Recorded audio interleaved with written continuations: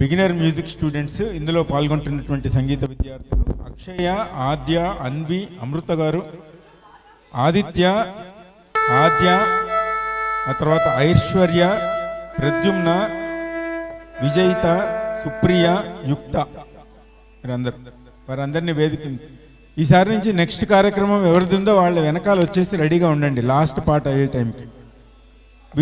వీరు అందరూ ఎంచుకున్నటువంటి కీర్తనలు రారవేణు గోపబాల అనేటువంటి స్వరజతి. రారవేణు గోపబాల, రారా వేణుగోపబాల, అసలు మనం తాళానికి తగ్గట్టు వేణు మనసి గోపబాల అంటుంటాం అది.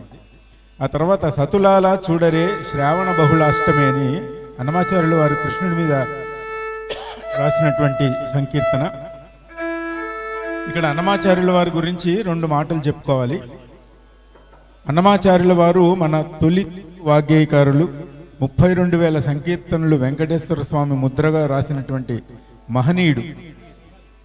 ఆ కీర్తనలన్నీ కూడా తాళపత్రాల మీద ఉంటే అతని తనయుడైనటువంటి పెద్ద తిరుమలాచార్యుల వారు 1525 ఆ ప్రాంతంలో అవన్నీ కూడా రాగి రేకుల మీద చెక్కించి అన్నమయ్య కీర్తన భాండాగారం అని చెప్పి మనం ఇవాళ తిరుపతిలో హుండీ ఉంటుంది, ఆ హుండీ ఎదురుగుండా ఉంటుంది ఆ భాండాగారం, అందులో నిక్షిప్తం చేశాడనమాట. అందుకే మనకు దొరికినాయి, లేకపోతే ఇవాళకి దొరికేవి కాదు మనకు ఆ కీర్తనలు. అందుకని ఒకసారి పెద్ద తిరుమలాచార్యుల వారికి మనందరం నమస్కారం పెట్టుకుందాం చప్పట్లతోటి. ఎందుకంటే ఆయన లేకపోతే మనకి అన్నమాచార్యుల వారి కీర్తనలు వచ్చేవి కాదు. 32,000 సంకీర్తనలో మనకు దొరికినవి కేవలం 14,000 మాత్రమే, మిగిలినవన్నీ పోయినాయి. సో ఆయనకు ఒకసారి నివాళులు అర్పించుకుంటూ సతులాల చూడరే శ్రావణ బహుళాష్టమి కాపీ రాగంలో ఆది తాళంలో బాలకృష్ణ ప్రసాద్ గారు స్వరపరిచినటువంటి కీర్తన. తర్వాత ఇట్టి ముద్దులాడి బాలుడు ఏడవాడు ఆనంద భైరవిలో అన్నమాచార్యుల వారి సంకీర్తన నేదునూరి కృష్ణమూర్తి గారు స్వరపరిచింది. ముద్దుగారే యశోద కురంజి రాగంలో ఆది తాళం అన్నమాచార్యుల వారి సంకీర్తన నేదునూరి కృష్ణమూర్తి గారు స్వరపరిచింది. గురు తెరిగిన దొంగ గుగుగు అదొక కీర్తన.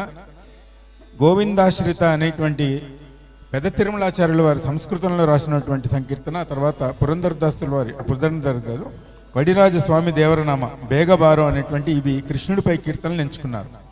సతులాల చూడరే అనేటువంటి కీర్తనలో ఇందులో ఒక చమత్కారం చెప్తాడనమాట అన్నమాచార్యుల వారు. సతులారా చూడండి, శ్రావణ బహుళాష్టమి నాడు పుట్టాడంట, పుట్టే ఎప్పుడే చతుర్భుజాలు శంకుచక్రాలతో పుట్టాడంట, ఇది విచిత్రం ఎక్కడైనా చూడగా ఉందా అని అక్కడ ఉన్నటువంటి చెలికత్తలందరూ మాట్లాడుకుంటూ ఉంటారనమాట.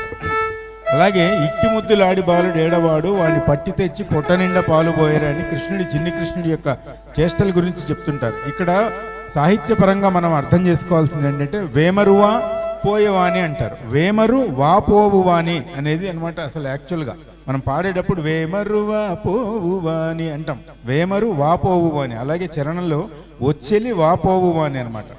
3 రకాల చేతులు వర్ణిస్తాడు ఆయన అక్కడ. చేమ పువ్వు కడియాల చెయ్యి, ముంగ మురువుల చెయ్యి, చెప్పరాని ఉంగరాల చెయ్యి. ఈ విధంగా అన్నమాచార్యులు వారి కృష్ణుణ్ణి వర్ణించాడు అనమాట. అలాగే ముద్దుగారే యశోదలో మనం ముద్దుగారే యశోద అని ఆపుతాం, అక్కడ ముద్దుగారేది యశోద కాదు, ముద్దుగారే యశోద ముంగిటి మిత్యం వీడు కృష్ణుడు అనమాట. ఆపాల్సింది అక్కడ.